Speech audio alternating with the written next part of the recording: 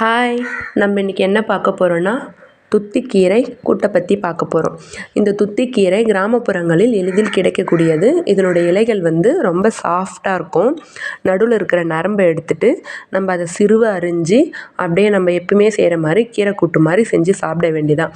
எப்பயுமே நம்ம பத்திய சாப்பாடு எடுத்துக்க போகிறோன்னா நல்லெண்ணெய் யூஸ் பண்ணுறது ரொம்ப நல்லது.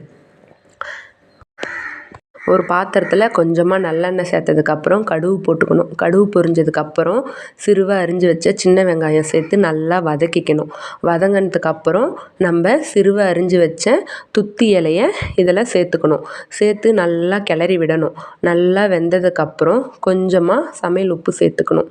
சமையல் உப்பு சேர்த்து நல்லா கிளறி விட்டதுக்கப்புறம் ஒரு கப் தண்ணி சேர்த்துக்கணும். தண்ணி சேர்த்து நல்லா ஒரு கொதி வந்ததுக்கப்புறம் நம்ம 2 விசில் விட்டு வச்ச பச்சை பருப்பை அது கூட கலந்து விட்டுக்கணும். நல்லா கலந்து விட்டதுக்கப்புறம் இது ஒரு கொதி வரணும். அது வரைக்கும் வெயிட் பண்ணணும். ஒரு கொதி வந்ததுக்கப்புறம் நம்ம அப்படியே தேங்காய் பூ தூவி நம்ம அப்படியே சர்வ் பண்ண வேண்டியதான்.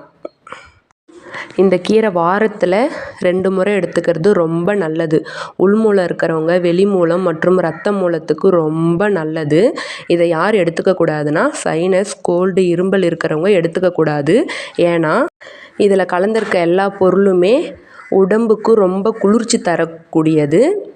வெயில் காலத்தில் எடுத்துக்கிறது ரொம்ப நல்லது. வெயில் காலத்தில் வரும் உடல் உஷ்ணத்தை தவிர்க்கலாம். சிறுநீர் கடுப்பு, மலச்சிக்கல் போன்ற பிரச்சனைகளுக்கு ரொம்ப